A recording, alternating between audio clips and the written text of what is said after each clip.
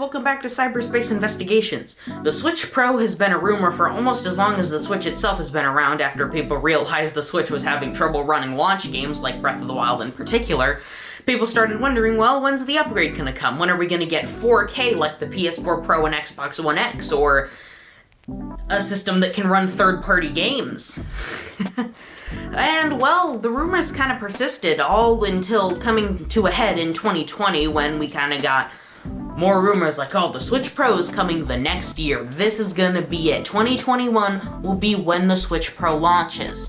Well, they were half right and also half wrong, because Nintendo announced yesterday the Nintendo Switch Oled model, which is a upgraded Nintendo Switch, which it's not. It's not what people wanted, that's for sure. But it also makes more sense than a full Switch Pro improvement, and let's go into why.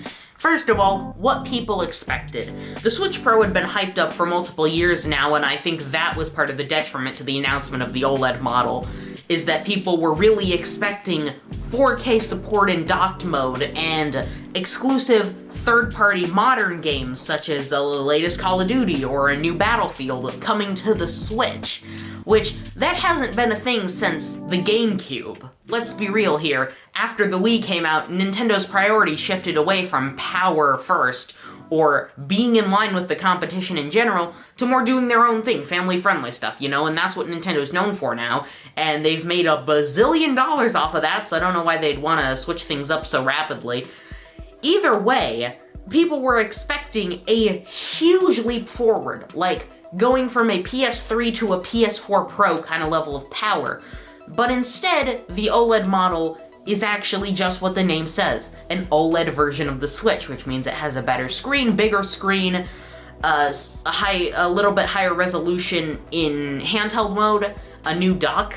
The new dock looks alright, and yeah, that's pretty much it. There's a little more storage on the base console, but anybody who's getting games digitally, or even some cartridge games require space now, they would have gotten a micro SD ages ago for this sort of thing, and so this isn't really that special of an announcement, unfortunately.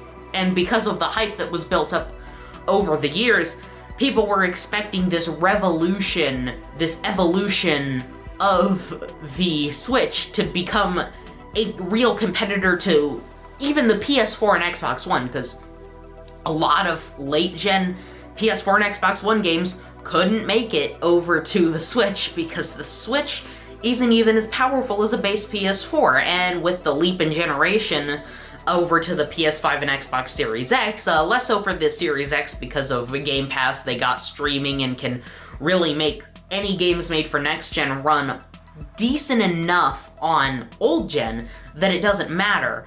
But for PS5 games, and even cross-gen games, the Switch really needed an upgrade to be able to play them, but it's clear that that's not Nintendo's priority anymore. Their priority is selling more Switches, and while the Switch Lite didn't do too well, because I don't know how many people were really playing the Switch for just handheld mode outside of Japan, and a lot of people really play Switch games in docked mode, and to have a whole model, again, two new models now, the Switch Lite and the OLED model, neither of them have basically any improvements for docked mode. Now, there is a LAN cable support now on the dock, the new dock. Didn't know it wasn't there before, thought it was, but I guess it isn't. And it's just, it makes more sense for Nintendo to do this, because if you think to the new Nintendo 3DS, or even the DS is a better example of this, because the new 3DS was almost like a lesser Game Boy Color, because the Game Boy Color was also considered an upgrade to the original Game Boy when it really wasn't. The new 3DS has some exclusive games, has a couple upgraded features, can play Super Nintendo games on the Virtual Console, stuff like that. But it's mostly still just a 3DS. Now, if you look back at the original DS line, most of the stuff there ends up being you have the original DS, DS Lite, DSi, DSi XL. Each of those models were pretty much just basically like iPhone iterations, just the next step up, the next evolution of the same model, except for the original DS, which the DSi eventually dropped Game Boy Advance support. But other than removing that crucial feature to the system, they were pretty much the same system with very little in the way of true innovation, and I feel like that's what Nintendo's trying to do with the Switch again, seeing as they treat it definitely more as a handheld model than a real console, though because this is their console now, their only one, they put the console games and the handheld games on the same thing, and that's how you have something like Miitopia being on the same system as something like Breath of the Wild, when that usually wouldn't be the case. There would be a handheld line that would handle the more lesser Nintendo titles that now can't be handled because there's only one system. And a lot of people get frustrated because they think of the Switch as a console, a competitor like a PS5 Series X. And it really isn't. It's more of a handheld, and because it's a handheld, it's not going to have the same power level, and so people wanted a upgraded one that could do the same things as a PS4 Pro or Xbox One X or a PS5 or Series X.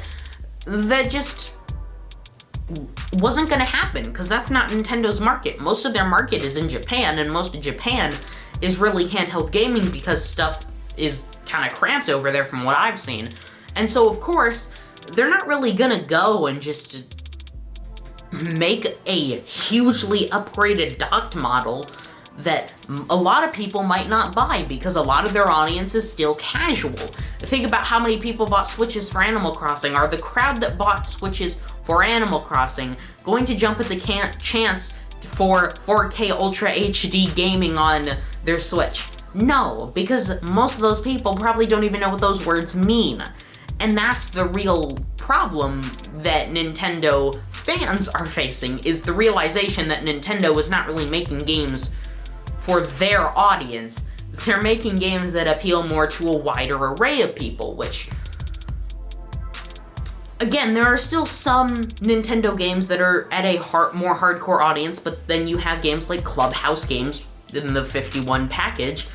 It's like, yeah, that's really casual. That's like doing another Wii Sports without calling it Wii Sports. Or something like even Miitopia or Animal Crossing are very casual looking games that people could look at and go, oh, that looks fun, I'll pick that up.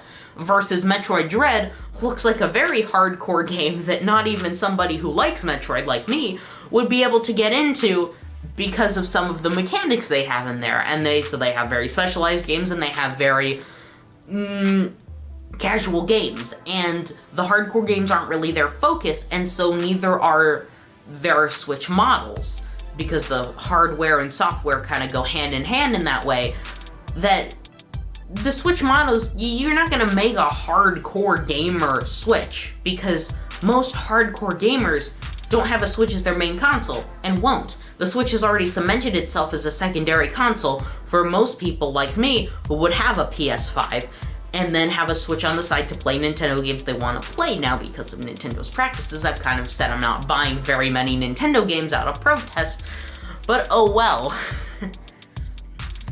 But yeah, that's just kind of the whole Switch OLED model situation, and there's really not much to get frustrated or disappointed in, because there's not much going on.